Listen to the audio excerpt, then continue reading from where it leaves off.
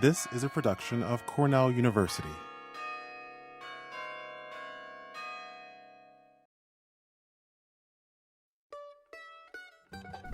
Welcome to the podcast of Mann Library's Chats in the Stacks Book Talk series. In today's talk, originally presented at Mann Library on April 1st, 2010, historian and physician Dr. Dan Weinstock discusses the correspondence and friendship between pioneering American botanist Asa Gray and his friend, physician and amateur botanical collector Nathan Wright Folwell of Ovid, New York.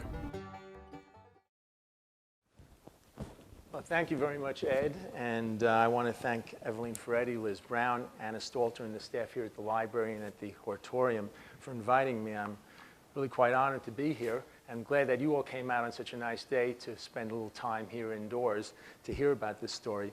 As Ed said, my name is Dan Weinstock, and I've been a physician in Geneva.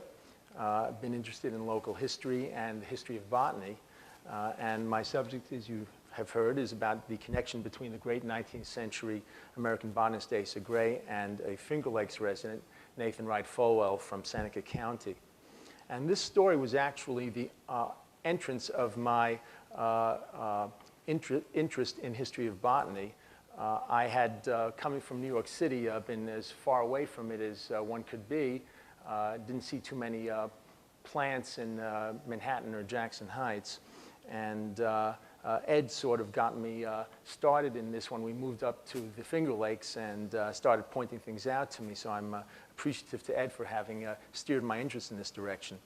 As you said, in 1987, I at that time was practicing at Hobart and William Smith colleges, and an antique dealer in Waterloo had come across a box of letters and paper ephemera which had medical content included in them and Hobart College material in them. And so he thought I was a likely customer and called me up, and I wound up purchasing the box. And in that box there were scores of letters, 8 that were quite interesting because they had mostly Latin names in them, and they were signed by an Asa Gray, and they were written to this Nathan Wright Folwell in mostly an address of Lodi, New York. And to be honest with you, I'd never heard of either of them at that time, and I had the good fortune of having the guidance of Minor Myers Jr., who was the provost at Hobart College at the time, the late Minor Myers, and he was a good friend, and he recognized the name of Asa Gray, and the game was on from that point. Now, many of you, perhaps all of you, are familiar with Asa Gray. Here is a photograph of Gray from his 1858 Harvard class album, where he was professor at the time, the first full-time botany professor in the United States. And here's the Seneca County resident, Dr. Nathan Wright Folwell, and you can see their dates over here. Gray, to give you a quick snapshot of him, if I could, just his background was a careful taxonomist with excellent judgment. He was a prolific writer. His 1848 Manual of Botany went into its 8th revised edition in 1950 and is still useful. His progressive textbooks, which espoused the newest developments in taxonomy, what's called the natural system as opposed to the old artificial and inane system, were used throughout the country and dominated the market. He was the foremost educator of the next generation of leading botanists, including Liberty Hyde Bailey, who served as his assistant from 1883 to 1884. But he's perhaps best remembered as the North American Botanical Sounding Board confidant and defender of Charles Darwin. His understanding of the geographic distribution of plants and the deeper philosophical issues led Darwin to freely communicate with Gray and seek his advice about his theories and particularly how they were substantiated by findings in North America. And Darwin wrote him the important letter of September 5th, 1857, outlining his ideas, and this was of great importance for Darwin establishing priority over Alfred Russel Wallace in the events of 1859. So that's a quick snapshot of Gray. The other fellow is Nathan Wright Folwell, who was a physician also and a farmer from Seneca County. And the talk today is about this relationship. Gray corresponded with Folwell and gives us insight into Gray at this, during his early years. Now, they exchanged letters and they also exchanged plants. And these plants now are here at Cornell. And this is the label which accompanies many of them. And I hope that at the end of this chat, you will, if you come across this label upstairs in the Horatorium, it won't be a mystery to you. So here comes the story of what I've learned in the last 20 plus years about this group of letters and the history that they contain. I'm going to start a little bit with Gray. I wanted to show you this photograph. In my opinion, it is the finest photograph of Asa Gray. He's here shown at Levada Pass in the Sangre de Cristo Mountains in 1877. He's 66 years old. It is very unusual to see him in the field. He was mostly a taxonomist in his office at Harvard. And on this occasion, this photograph was taken by William Henry Jackson, the Western photographer. And it's special seeing him in the field. It's special seeing him sitting next to Sir Joseph Dalton Hooker, who was the director of the Royal Botanic Gardens at Kew, and his close friend and also a close colleague of Charles Darwin. And here is Mrs. Gray, Jane Loring Gray, and you can see him with his plant press, his drying sheets, and the plants strewn out in front of him, and they're all holding sprigs of plants. Truly a remarkable photograph. Showing him as he's usually remembered as a senior statesman of botany. You'll notice that he's bearded here, and in the 1858 class album he was not. He grew the beard when he was 60 years old. It's very uncommon to find photographs of him without the beard.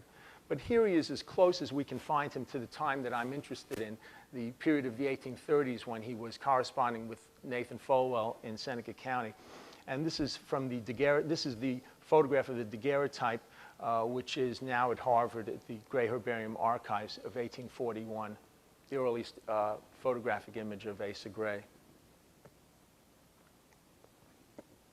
Now, I also want to lay a little groundwork just in terms of the geography that I'm going to be talking about, where these people were, because these locations are going to come up. And just to orient you, this is an 1802 map of the state.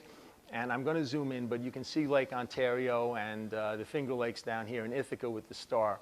And to zoom in, here we are in Ithaca. And here is where Nathan Wright Folwell lived, in Romulus, Candia, New York. And a few locations which come up here in the letters, starting with Utica, New York. I mentioned Utica because for 2 years, from 1831 to 33, Gray was teaching at the Utica Gymnasium Bartlett School, and many of the letters are postmarked from Utica. The pale green arrow that's pointing upward here is Bridgewater, New York, and that is the site of many of the letters. Also, Bridgewater was the home of John F. Trowbridge, his medical preceptor. He was required to do time with another physician in his training, and he made that time at Bridgewater. Fairfield, New York, was the location of the Fairfield Medical College, the College of Physicians and Surgeons of the Western District of the state of New York, and the Fairfield Academy, where Gray was educated and where Folwell also was educated, which is where they met. And finally, the arrow here points to Sequoia, New York, Paris Township, which was Gray's birthplace. And this is the historical marker in Sequoia, rather appropriately on Pinnacle Road, because Gray did reach the pinnacle of American science.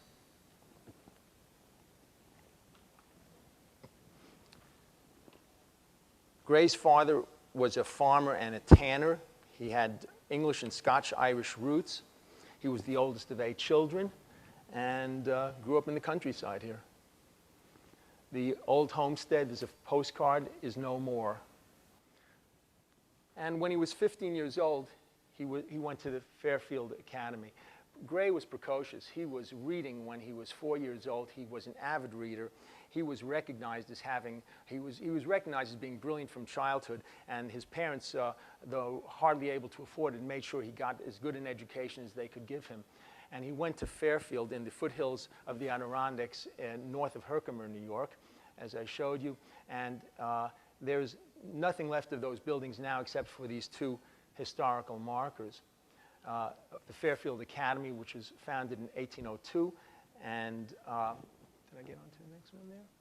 And you'll just notice over here that in the marker, among its distinguished alumni were Asa Gray, internationally famous physician,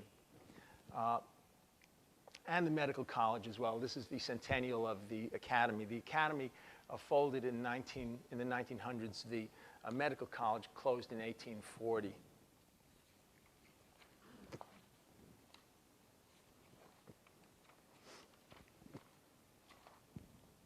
And it was at Fairfield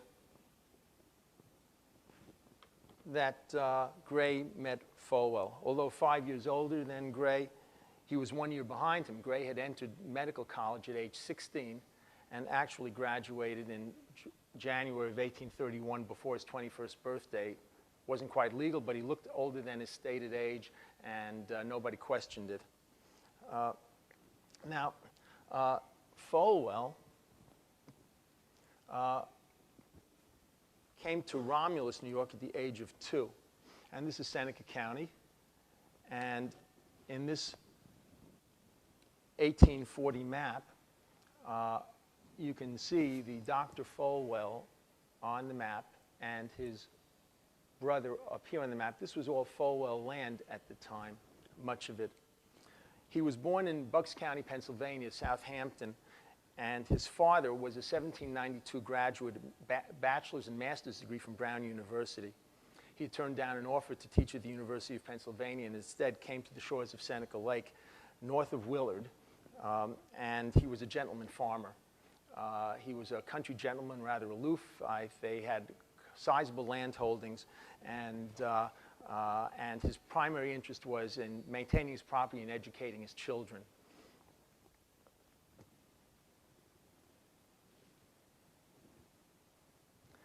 And in terms of bringing this down to earth here, I just drove down past here on my way from Geneva today.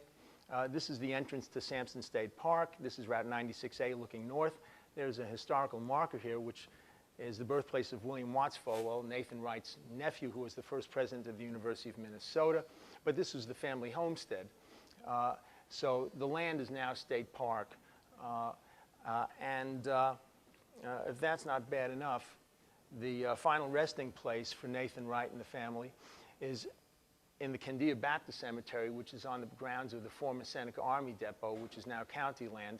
I wanted to get you a photograph of Nathan Wright Folwell's grave, but I couldn't gain access to the cemetery. They're open the Sunday before Memorial Day, and at other times of year, it's quite difficult to get in.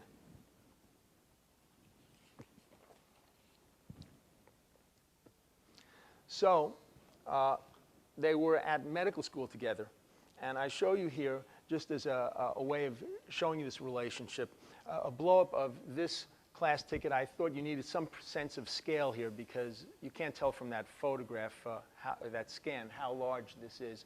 It's smaller than a 3x5 card. And in those days, about Folwell's education, he first attended the local district schools and then entered Geneva College, which is what Hobart College was called at that time in 1826. He did not graduate, which you'll hear about in a moment, but he left and in September of 1829 entered Fairfield. He graduated 1 year after Gray in January of 1832. And in those days, the students paid their professors privately and individually for their instruction. There were no registrars, there were no tuition bills. You negotiated with the professor, and in return for your payment, you received such a ticket, which gained you admission to the lectures or to the laboratory, depending upon what you were enrolling for. And this is Nathan Wright Folwell's 1829 to 30 admission ticket from the College of Physicians and Surgeons of the Western District of the State of New York, which was Fairfield, on the lectures on chemistry and materia medica.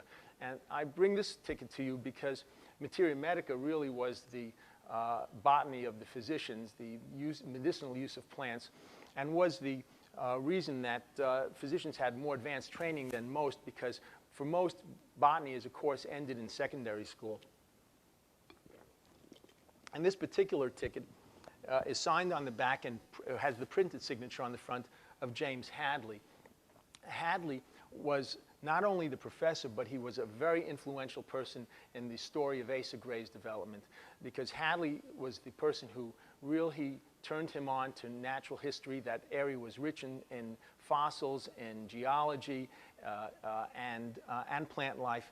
And he not only started him on this path, but encouraged him, promoted him to doing it. And so this is of double interest, because it's Folwell's and because it's from Professor Hadley. And here we have a scan of Folwell's membership in the Medical Society when he started his medical training in 1829, and it's also signed here by James Hadley.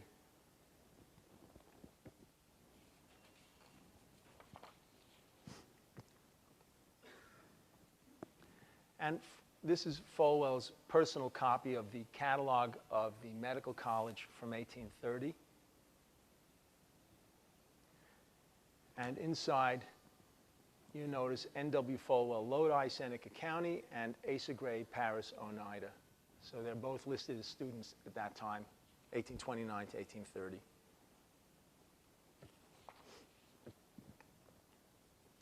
Now, a very brief word about medical education in the period. These are the ordinances of that medical college for 1813, and are fairly typical of what medical education was like in those years. One needed to study 3 years with a reputable practitioner in a tutor-preceptor or apprentice-master relationship. In the case of Asa Gray, this was John F. Trowbridge from Bridgewater, who served as his preceptor. In the case of Nathan Folwell, his preceptor was a Lodi physician and his brother-in-law, Claudius Collins Coan.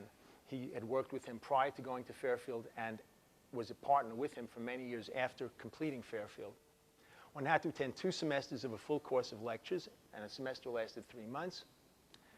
Pass exams in anatomy, surgery, obstetric, chemistry. I underlined materia medica, again, because materia medica, mineralogy, and institutes of medicine really advanced education as much as you could get in those days in natural science.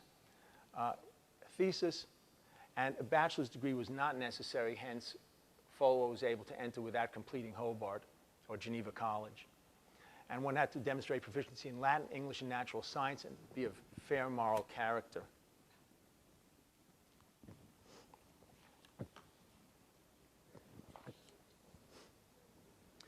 Now, physicians tended to gravitate towards botany. They had advanced training. They had the opportunity in terms of traveling through the countryside. It was a pleasant diversion. And rather than go through a litany of all the physicians who became notable botanists, and there were quite a large number in this country, I would just refer you to Howard Kelly's book here. And it's a wonderful read, and it is biographies of American physicians who were botanists, and it's in some ways a who's who of the 18th and 19th century in American botany. So now we come to the correspondence itself.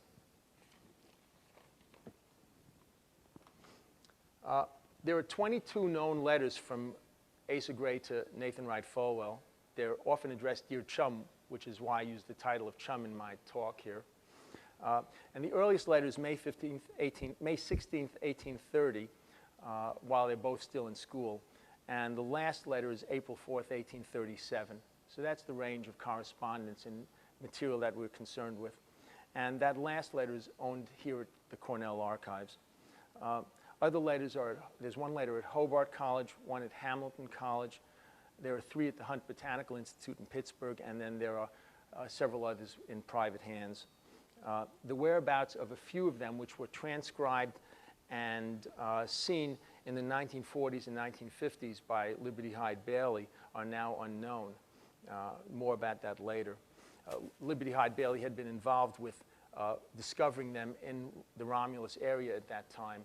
And of course, they were letters to Folwell. They stayed in the Folwell family in some way, and they remained in Romulus, and he discovered them, some of them, and copied them. They were useful to biographers, but some of them are now missing in action.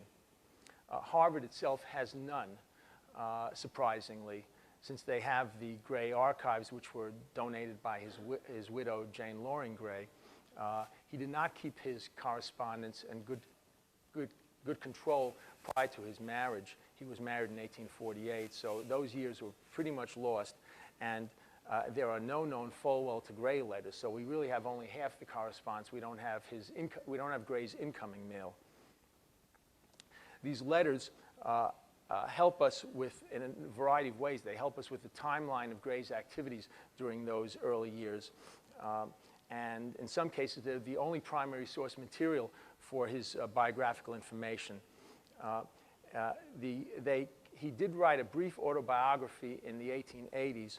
It's in the introduction to Jane Loring Gray's Life and Letters of Asa Gray, but he stops abruptly in around 1835 or so in his autobiography. And in his autobiography, he himself states, and I'm quoting, "These years are a good deal mixed up, and I cannot settle their dates nor the order of events."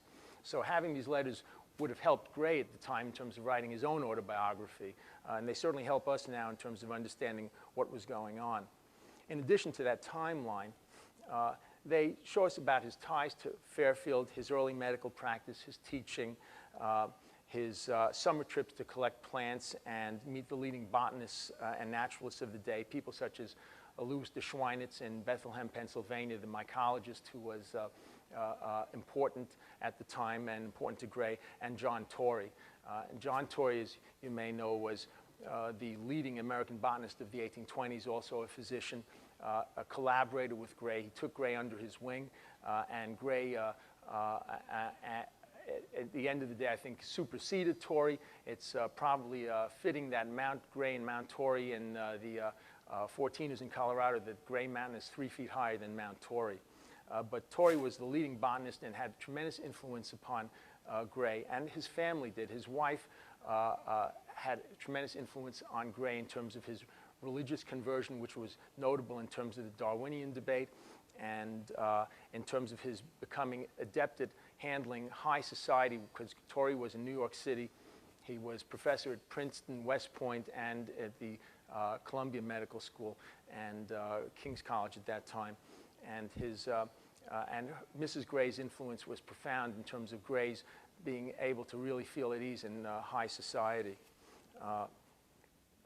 The letters give us an adequate feel of all those things going on. And they also give us a fair smattering of gossip and some dry humor. And also, we can see Gray's very sharp pen. He was a terrific writer, and you can see it and enjoy these letters. They're just a pleasure to read. Now, I've tried to select out of these letters some specific areas that I thought would be relevant in terms of being important for botany and plant science and important for the Finger Lakes and Cornell. So there was plenty of room to look at these for this talk, but I've narrowed it down in a few ways. I do want to read you the opening lines of the first letter, just so that you can hear the way this correspondence starts. So this is from May 16th, 1830, in Bridgewater. Mon cher ami, not dear chum. When we left Fairfield at the close of the session, you informed me that if you lived, I should certainly hear from you. As I was firmly convinced you would never forfeit your word, from your long and painful silence, I was inevitably led to the conclusion that you had departed the flesh. An event, by the way, at which your patients would have greater reason to rejoice than myself. Under such circumstances, your letter of April 18th, which was duly received, was exceedingly welcome. I can account for the tardy appearance of my letter at your place. There are 2 Lodis in that western world of yours, and probably by the advice and consent of the postmasters, it made a pilgrimage to the one in Chautauqua County. I can readily sympathize with you as to the journeyings to and fro and back again, as they say, of which you complain, as I've been in nearly the same predicament myself. And that's the very first we see of this.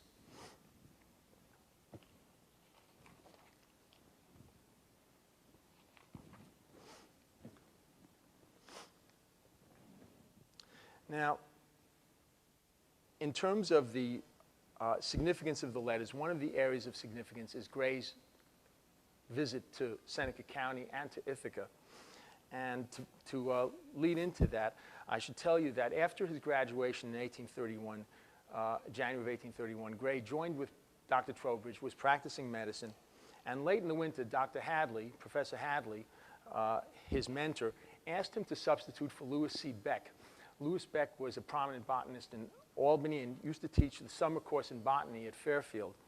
And that year, he was unable to do so. Gray took him up on the offer and prepared lectures during the spring, lined up prospective students because, as you saw from the tickets, if you didn't sell tickets, you didn't have any income. And therefore, in terms of lining up the students, he wrote in the April 17, 1831 letter, quote, "You must collect plants like the devil and all. I expect you to bring 150 species at least.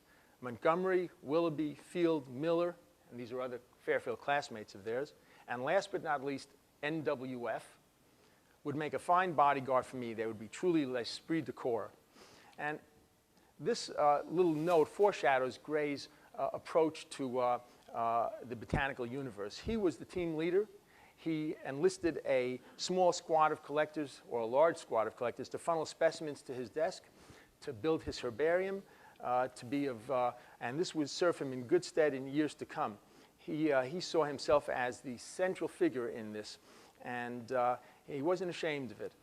By 1863, when he transferred his herbarium to Harvard, Harvard having met his stipulation that they build a fireproof building and endow it with a maintenance fund, he transferred a herbarium that numbered 200,000 specimens. And that's quite substantial from 1830 to 1863.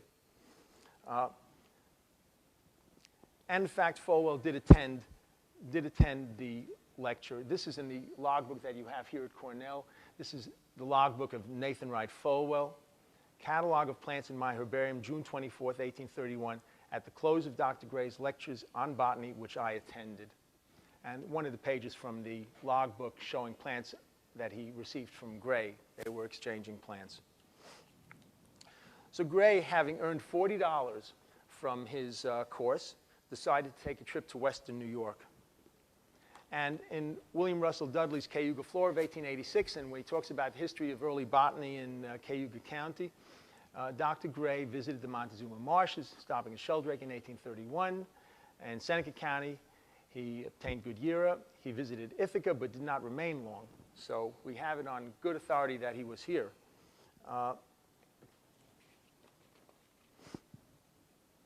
And in his brief autobiography, which I noted was in the letters of Asa Gray, he writes, "In addition to Dr. Hadley's summer course of lectures on chemistry, Dr. Beck used to come and deliver a short course on lectures of botany. He gave it up this year, in which I received my MD, so Hadley invited me to come.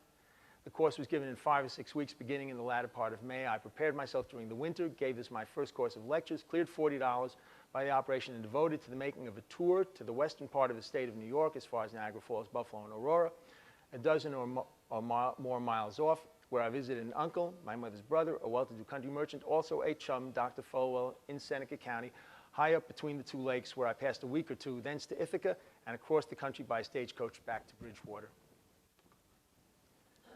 And here we have it in real time. So this is the Bridgewater letter of October 18th, 1831. I sometime since also received a newspaper containing the specimens of Potentilla argentea, which were accidentally left at your place. You express an opinion that possibly all the specimens may not be found. You may make yourself perfectly easy on that score, for you have sent more than I had supposed I had collected. I found it at Cayuga near the bridge, where it grew very sparingly, so that I found but a small quantity.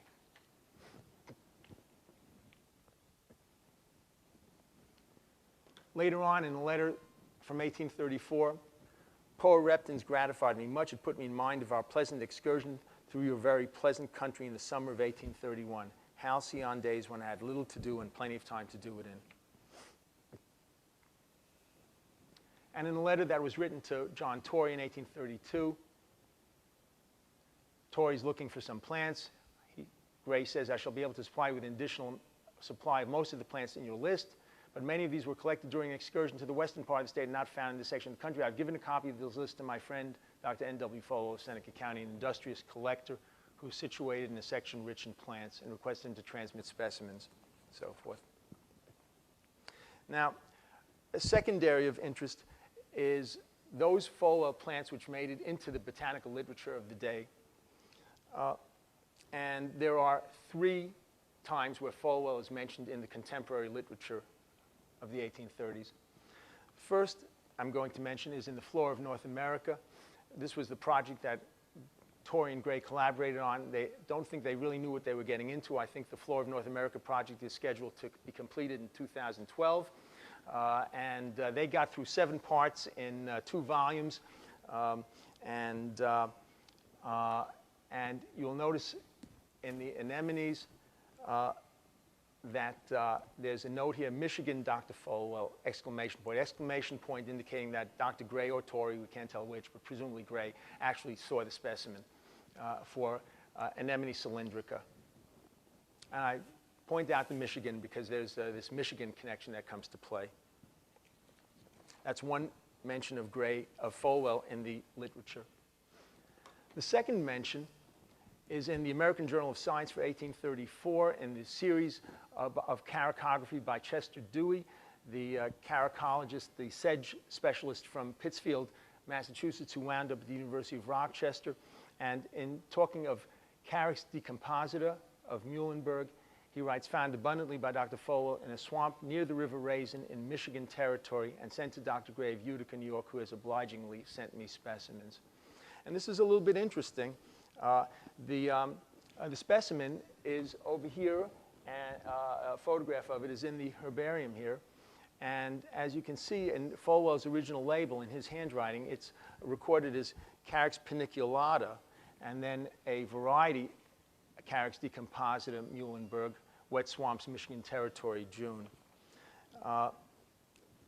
Here's the entry in the logbook for Carex paniculata, a variety, C. decomposita, Muhlenberg, Michigan Territory.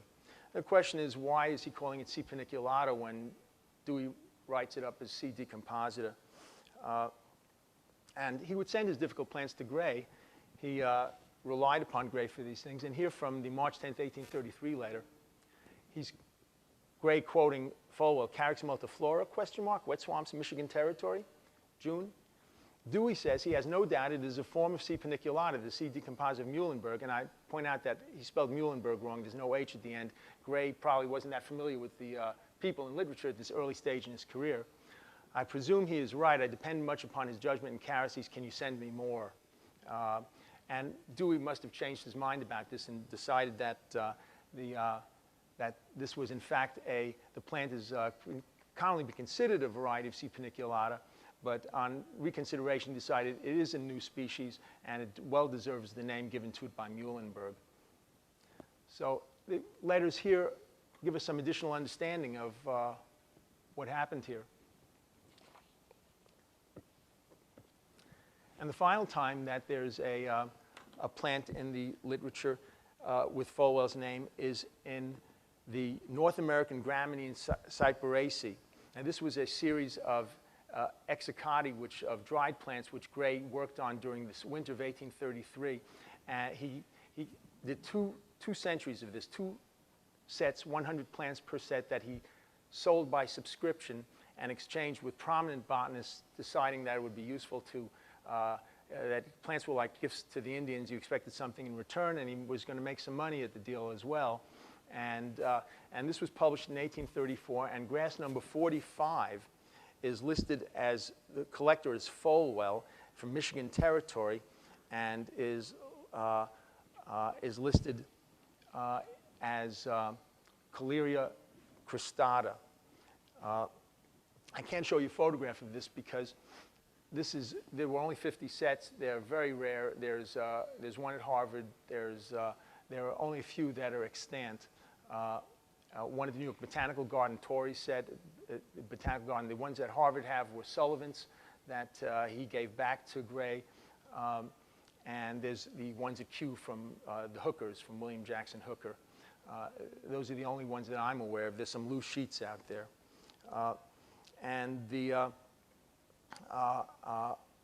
I did examine it when I was at the Gray Herbarium.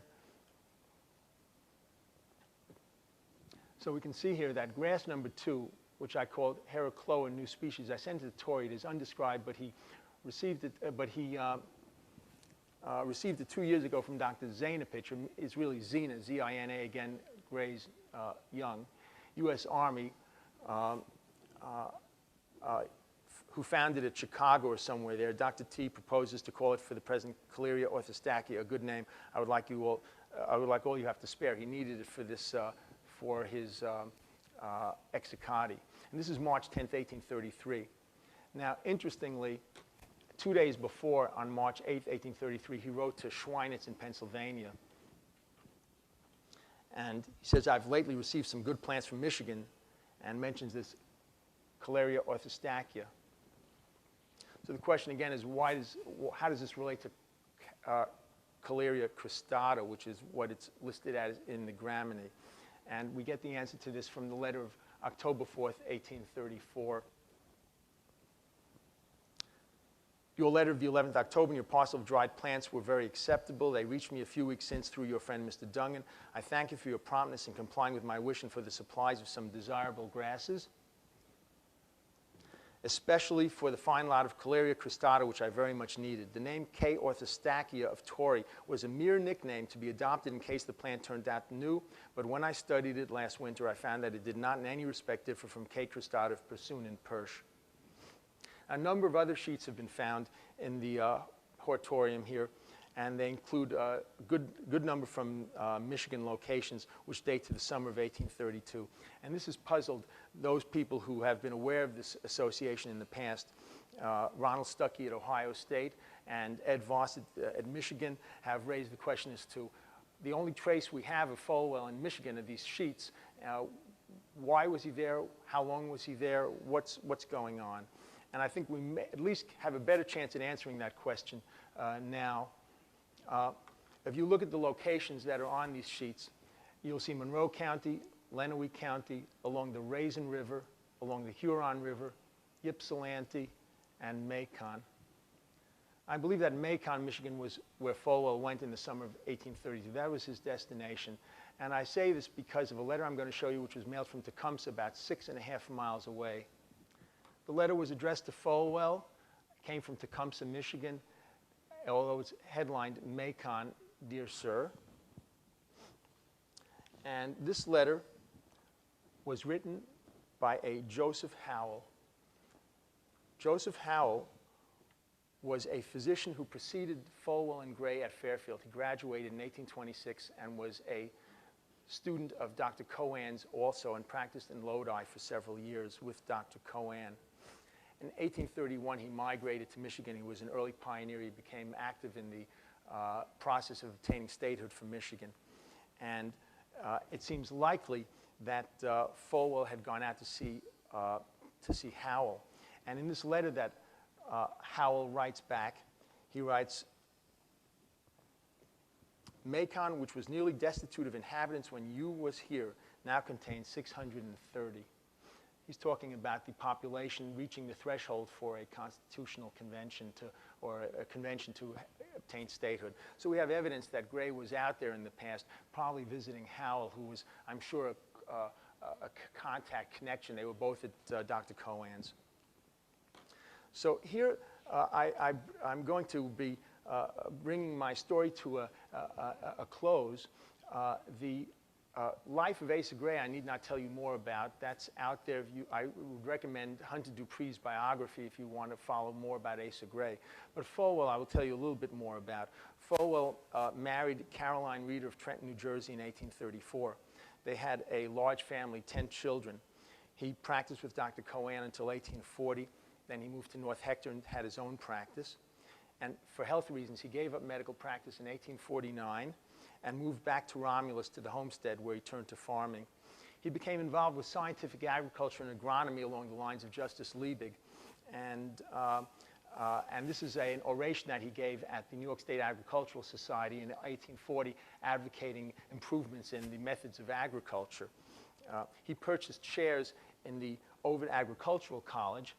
This was an institution with a short lifespan from 1860 through 61. and the building still stands as Grandview down at Willard on the Willard site.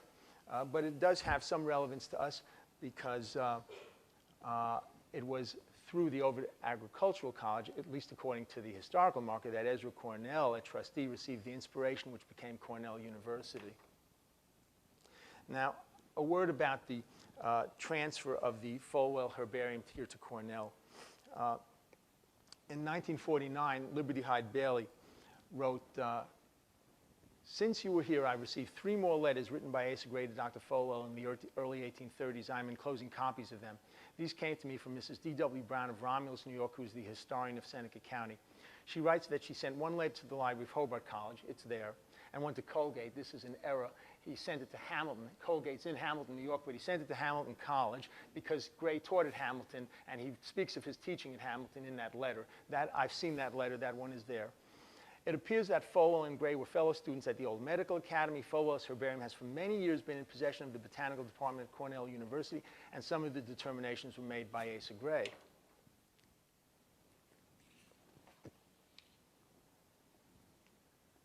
You'll notice on the labels, presented to Cornell University by Mrs. Thomas F. Cole, Romulus, New York.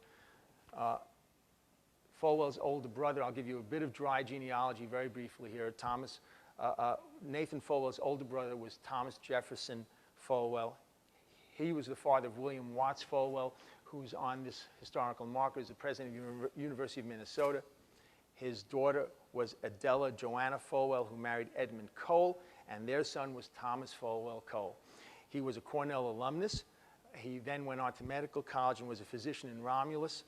He married Maggie Ellison of Glencoe, Ontario, Canada, and it was she who donated the herbarium here in 1935.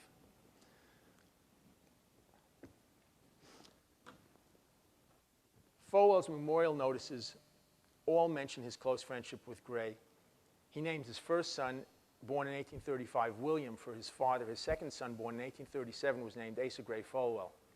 And in the April 37 letter, which is here at Cornell, Gray writes, "I greatly desire to see you, and especially your handmaiden, who will be quite a matron before I have that pleasure, to say nothing of the 2 little fellows, in one of whom, at least, I take a very lively interest.